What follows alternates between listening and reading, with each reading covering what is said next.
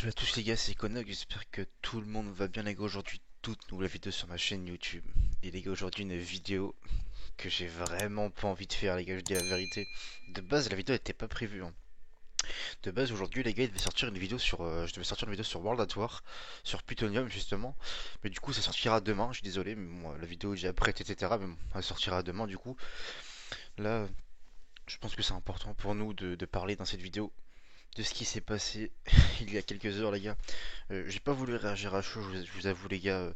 Sur le coup, quand j'ai appris la nouvelle, bah, j'étais vraiment pas content. Je pense que si je faisais une vidéo directement après, je pense que j'allais insulter et tout, ça sert à rien. Alors une vidéo avec que des insultes et il n'y a pas de fond, au final, ça sert à rien. Donc vaut mieux prendre du recul. Entre temps, j'ai dormi là, à l'heure où je vous parle, il est très tôt le matin, il est 4h30. C'est à peu près à l'heure à laquelle je me lève le matin, moi. Et du coup, voilà, j'ai dormi, voilà, j'ai eu le temps de digérer un petit peu la nouvelle, entre guillemets. Et maintenant, je vais pouvoir m'exprimer sur ce que je pense euh, calmement. J'ai eu des infos de mon côté, donc des infos plus ou moins officielles, les gars. Ça prend avec des pincettes, parce que je connais du monde qui connaît du monde en staff chez Plutonium, en gros, pour vous la faire courte. Et qui, voilà, c'est pas, c'est, il m'a donné, je vais pas le citer ni rien, mais cette personne-là m'a donné, en gros, ce qui, enfin, comment dire, une hypothèse sur ce qu'il pense par rapport à la fermeture de X Labs et en gros quelles conséquences ça pourrait avoir sur Plutonium, etc. Donc là, ce que je vais vous dire, c'est pas des infos en mode ouais, exclu, c'est pas officiel, je dis juste une hypothèse. Et de toute façon, on va pas parler que de ça dans la vidéo, hein. C'est pas du tout le sujet de la vidéo, mais quand il m'a dit ça, ça paraît logique.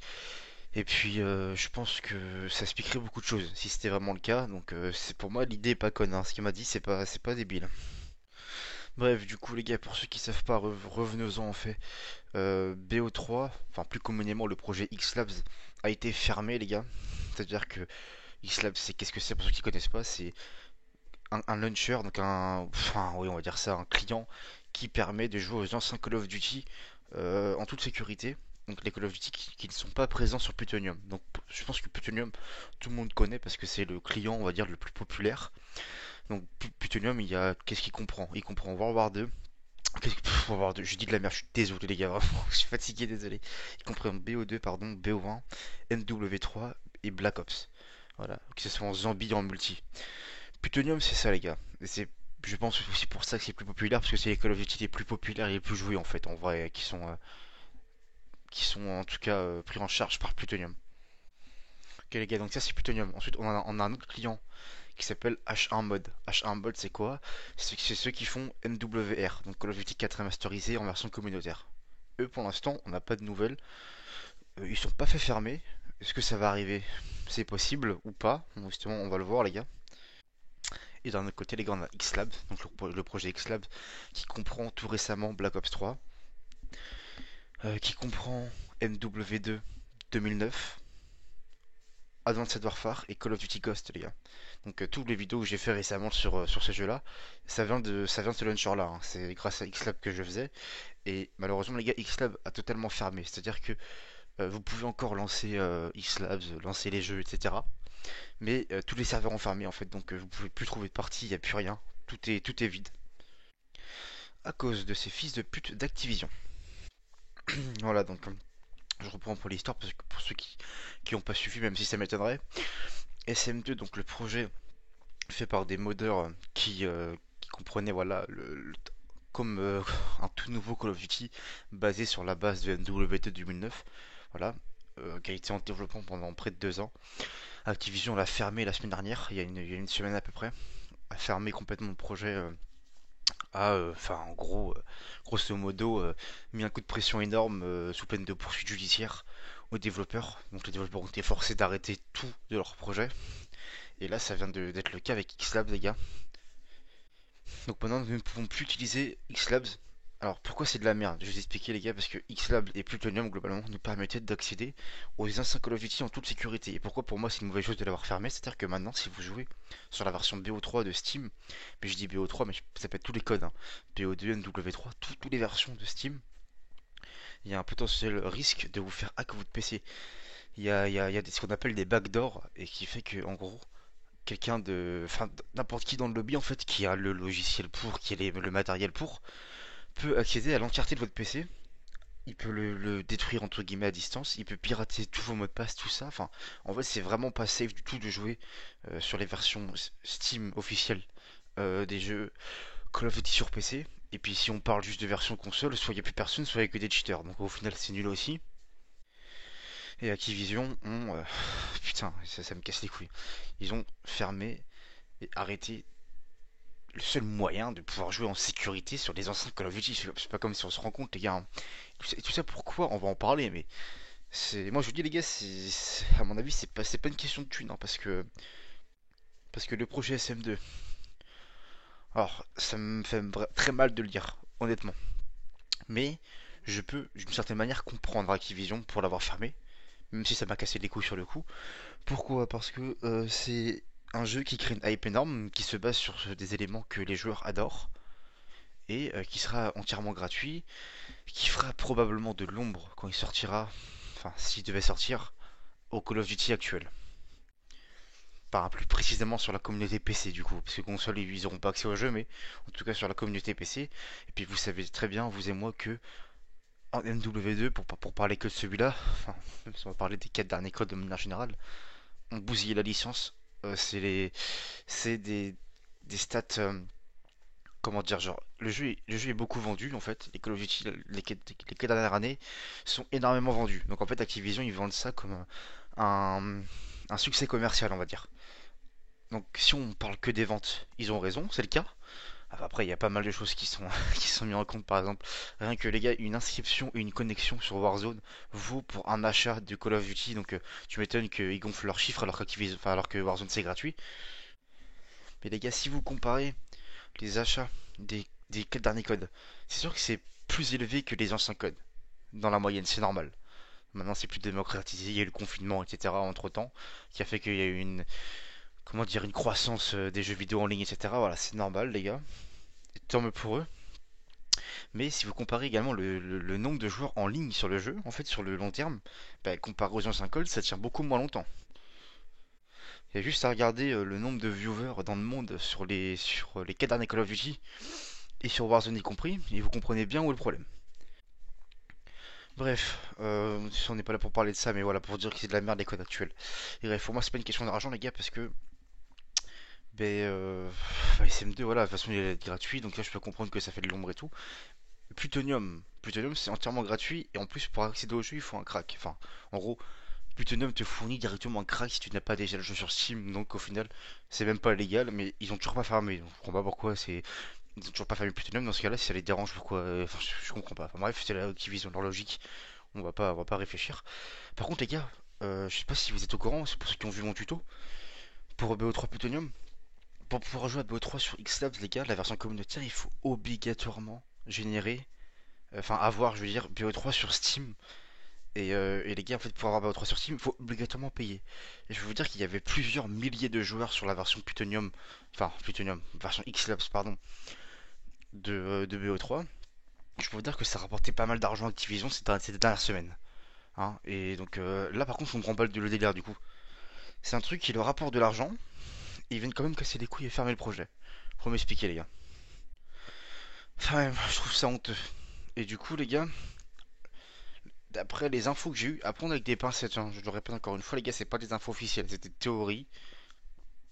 Voilà, voilà, j'ai certains contacts, on va dire entre guillemets, avec le staff Plutonium.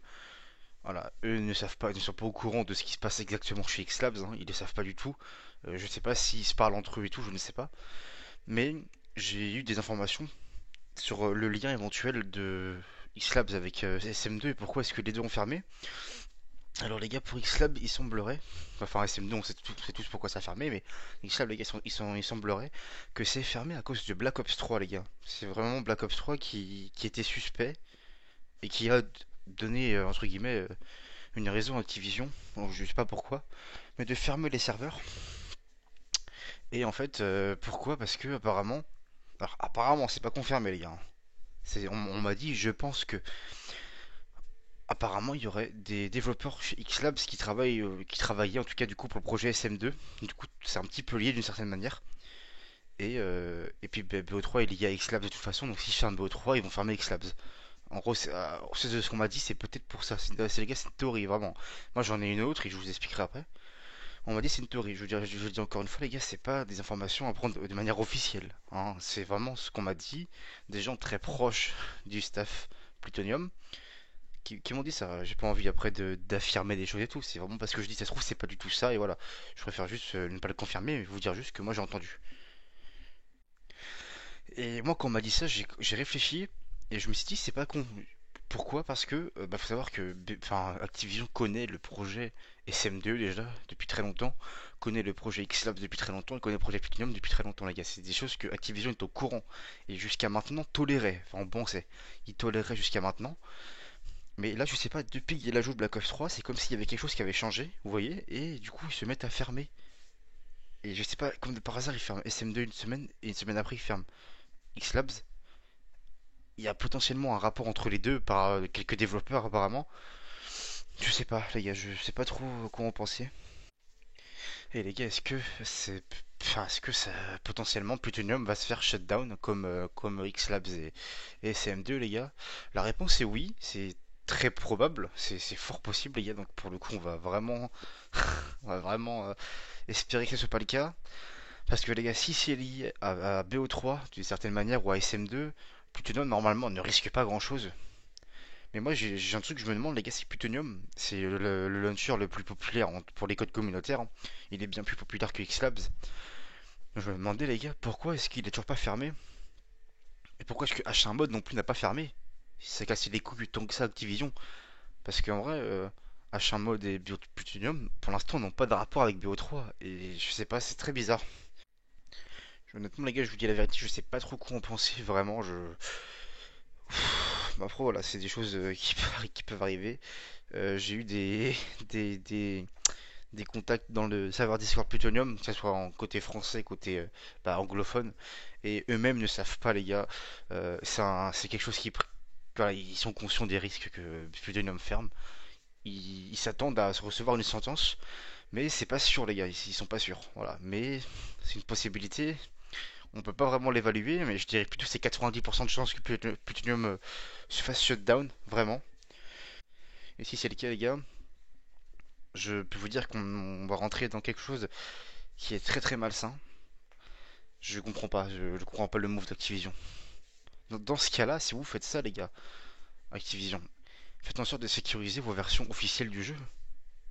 Il y aurait moins de problèmes. C'est n'importe quoi, je comprends pas le move.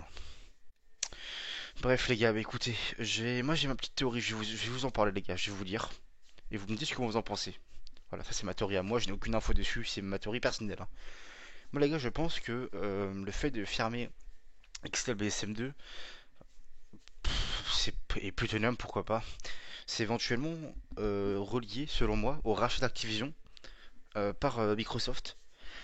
Parce que si le rachat là, il est quasiment effectif, hein, il manque que le Royaume-Uni, mais bon, ils vont céder, on les connaît, hein, chaque fois c'est pareil, ils vont céder. On va dire que à 90% le rachat il est effectif et donc il est valide. Donc on va dire que on part du principe qu'Activision vont se faire racheter par Microsoft. Est-ce qu'ils n'ont pas un intérêt à fermer les versions communautaires pour forcer les joueurs à migrer sur les versions officielles, sachant que ces versions officielles vont probablement intégrer le Xbox Game Pass et le PC Game Pass dans pas très longtemps. Bon, les gars, je pense que c'est une théorie que j'ai, qui est pas négligeable non plus, et qui pourrait justifier d'une certaine manière la fermeture des serveurs. Ou bien ils ont un projet complètement différent, en rapport avec les anciens codes, qui fait qu'ils peuvent pas enfin laisser en ligne les serveurs communautaires. Je sais pas du tout, les gars. Enfin, je pense qu'on n'aura pas de communiqué officiel là-dessus, on saura pas. Mais si Plutonium doit fermer, les gars, je pense que ça sera dans les prochains jours, prochaines semaines, donc attendons un petit peu de voir. Et vraiment, je serai dégoûté. Bref, les gars, pour la fin de la vidéo, je vais avoir besoin de vous. Je vous invite, les gars, à m'aider. Vraiment, je vais vraiment sincèrement avoir besoin de vous, les gars, dans les commentaires. Pour me conseiller parce que comme vous le savez les gars, moi je suis créateur de contenu spécialisé sur les anciens Call of Duty, notamment grâce aux versions communautaires principalement. Et je suis dégoûté, ça tombe au plus mauvais moment les gars, parce que faut savoir que là le mois de mai, enfin fin avril, mai, mi-mai, etc. C'est le mois comment dire le plus positif pour moi sur internet de toute façon. Par rapport aux statistiques les gars, je parle, hein, que ce soit par rapport à tous mes réseaux sociaux, TikTok, YouTube, etc. Et j'ai fait un mois vraiment, à mon échelle en tout cas, à mon échelle les gars, j'ai fait un mois de fou avec plus de 13 000 vues ce mois-ci sur ma chaîne YouTube. J'ai pris plus de 50 abonnés en un mois. Alors, j'ai commencé il y a pas longtemps, des choses comme ça. Bon, ça paraît pas énorme pour certaines personnes. Pour moi, les gars, vraiment, c'est énorme à mon échelle. Je kiffe ça. Et vraiment, c'est le mois qui a marché le mieux.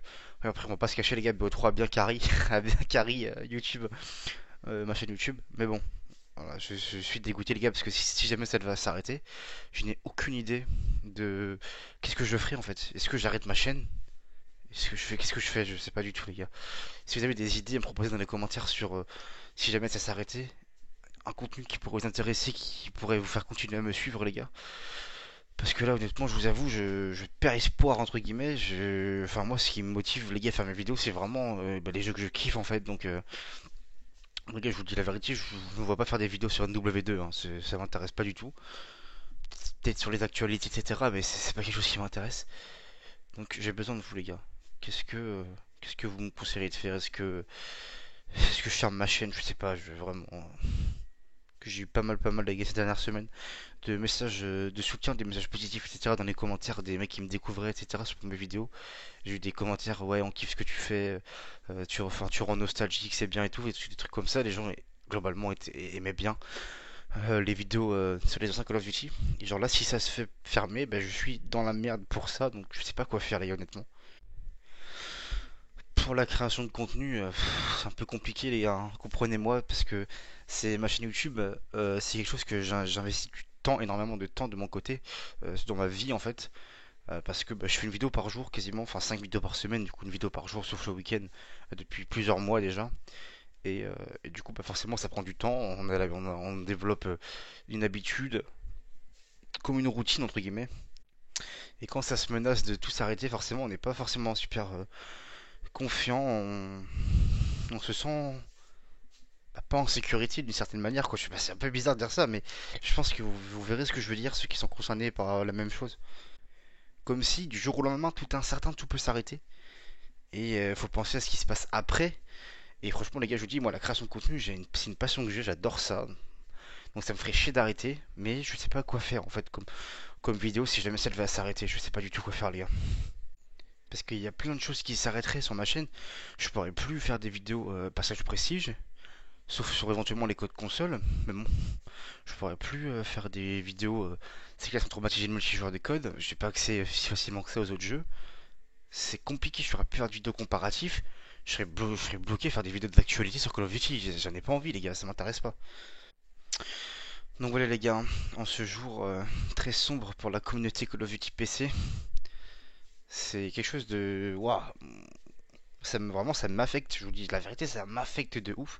Moi, les gars, j'ai acheté mon PC pour deux raisons. J'ai acheté mon PC pour BO2 Plutonium et j'ai acheté mon PC pour SM2. Les deux vont être cancel. Ça me casse les couilles. J'ai plus aucune raison de jouer. Bon, les gars, j'en profite. Je vais vous faire plein de vidéos sur BO2 Plutonium. Ce qu'il en reste, je vais passer mon temps à jouer dessus pour un peu profiter au cas où ça s'arrête. Je suis dégoûté, les gars. Je suis dégoûté à mort. J'ai quand même un petit espoir que ça s'arrête pas. Parce que si la théorie d'un certain ami confirme que ça soit lié à BO3 en fait, y a pas de raison que Plutonium saute. Mais comme je vous dis, les gars, c'est pas confirmé. Donc c'est juste une théorie, d'après ce qu'ils pensent, d'après ce que certaines personnes du staff Plutonium pensent. Mais on sait pas, les gars. Donc j'ai quand même un petit espoir, moi, que ça ne s'arrête pas. Mais j'ai quand même une voix dans ma tête qui me dit, mec, laisse tomber, ça va s'arrêter. Genre, tant pis, tu vois. Je sais pas quoi faire, les gars. Honnêtement, je vous dis la vérité, je ne sais pas quoi faire. Bref, les gars, merci d'avoir regardé la vidéo, hein. N'oubliez pas le petit like, de vous abonner. Je sais que j'ai oublié de le dire en début de la vidéo, les gars. Mais je sais quoi, je le dis à la fin. Je suis trop con. Mais voilà, merci pour le soutien, les gars, que vous m'avez donné ces dernières semaines. C'était incroyable. Bon, les gars, je vais vous tenir au courant de l'actualité par rapport à cette affaire. Je refais une vidéo si on a d'autres infos, etc. Mais franchement, ça me casse les couilles. Je vous cache pas que ça me casse les couilles à mort. Bref, les gars, moi je vous dis, portez-vous bien. À la prochaine. Ciao, ciao.